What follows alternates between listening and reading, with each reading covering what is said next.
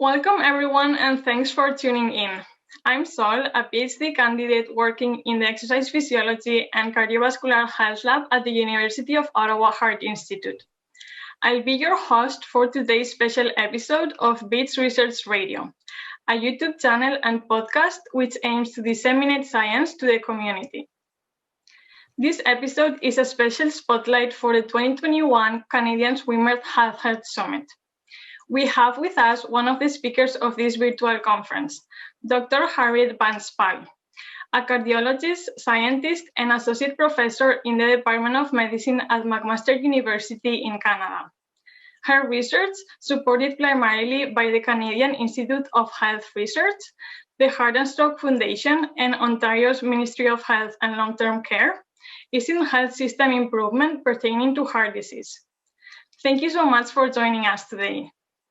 It is my honor to be here. Thank you for having me. Thank you. In this short episode, we're going to discuss the under-enrollment of female patients in heart failure clinical trials and the implications on care, a major focus of Dr. Van Spall's work. Let's get started. You and your team recently published a systematic review looking at the characteristics of clinical trials in adults with heart failure and found that females were underrepresented in most trials. 72% of studies included less than 20% of females in their sample. And the concerning part is that this hasn't improved much at all within the last 20 years. Can you tell us a bit more about the consequences of this historical underrepresentation of females in research and how this impacts their care? Right. So our work was published in the European Journal of Heart Failure, and we found that females represented only 25% of about 183,000 participants in clinical trials that were published in high impact factor journals over a span of 20 years. This is 15% lower than the proportion of patients with heart failure and reduced ejection fraction who are females, and that's the condition that we studied. So under-enrollment relative to disease prevalence is a big issue. It deprives patients of the direct benefits of clinical trial participation. Trial participants who are assigned to either the intervention or placebo group have better outcomes than comparable patients who were eligible for the trial but did not participate in the trial. So there's a direct benefit that comes from trial participation, possibly due to higher rates of background guideline-directed medical therapy on top of which the intervention is tested, as well as closer follow-up. Under-enrollment also deprives us of the knowledge that we need to treat our female patients in clinical settings. So there are sex-related differences in biology, pharmacokinetics, and pharmacodynamics that affect treatment response and adverse reactions. And without a sufficient number of females in clinical trials, we do not have the adequate power to detect effect modification related to sex. To test for these sex interactions, one must have adequate numbers of patients and balance between the subgroups, in absence of which we are left to rely on observational data that takes years to accrue and before we have sufficient data on the sex differences or lack thereof. My next question, if you have any helpful practical tips for researchers to do better at including sex as a biological variable in their trials, is there any tips for researchers to recruit more females in their studies? Right, good question. We found that there were 3 factors that were independently associated with under-enrollment of females, and tackling these factors might be a way to close the gaps. So the first factor was sex-specific exclusion criteria, things like pregnancy, lactation, being pre- or post-menopausal, being in childbearing years, having a uterus.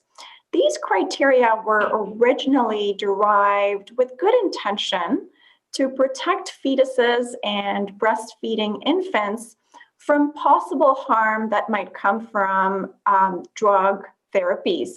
Now, while these were formulated with good intent, they have become somewhat of a norm and used very broadly, even in trials in which the intervention is unlikely to harm a pregnant mother or a fetus or lactating infants. In fact, or I should say breastfeeding infants. In fact, there are some drugs that are known to be safe in early phase trials and are still subject to exclusion of females when it comes to testing them in the later phase trials. There's some drugs that cross the placental barrier but are not secreted into breast milk. And so in such drugs, it might be reasonable to exclude pregnant women, but to include lactating women, for example. Conflating the two conditions is often not justified.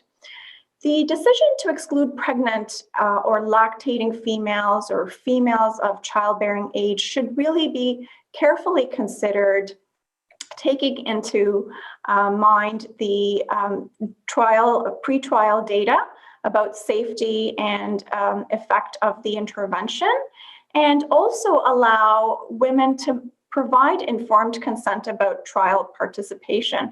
We ought not to adopt a paternalistic attitude and just exclude people verbatim.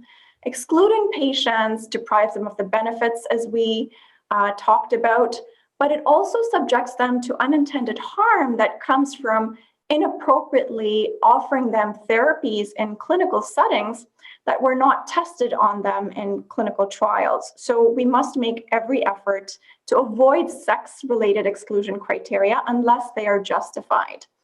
A second factor associated with under-enrollment of women was device or surgical interventions.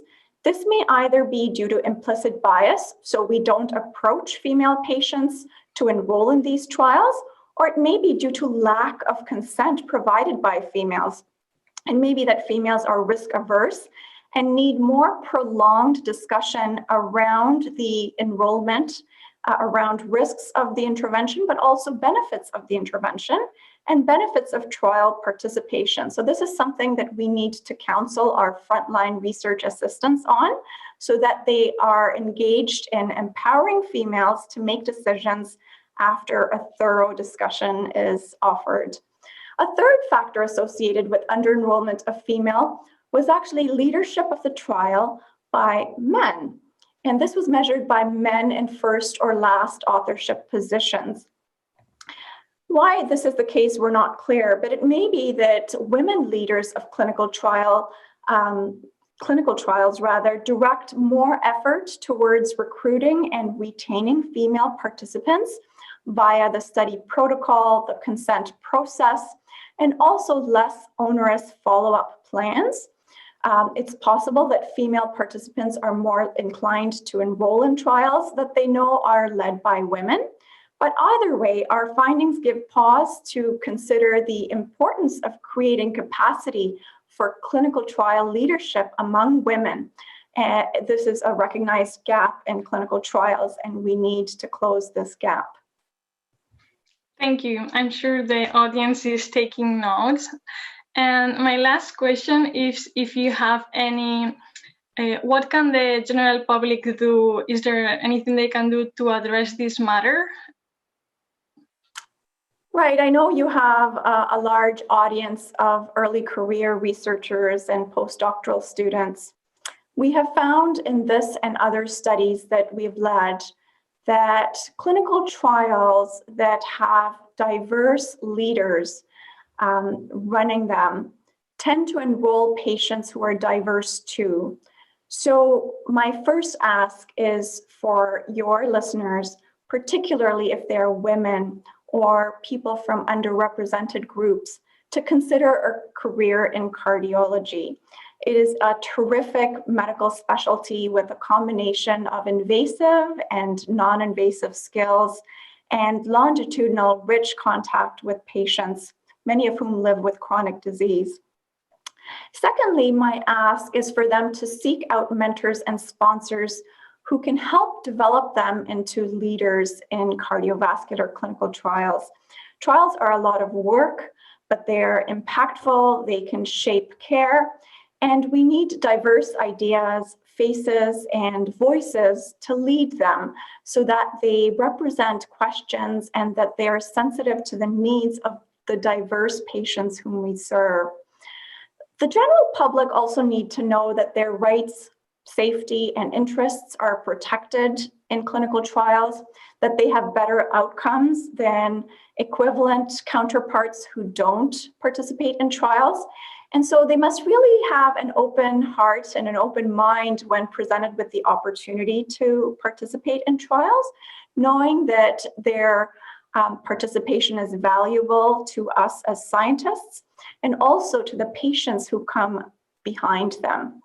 Finally, as patients, your voice is valuable in research design.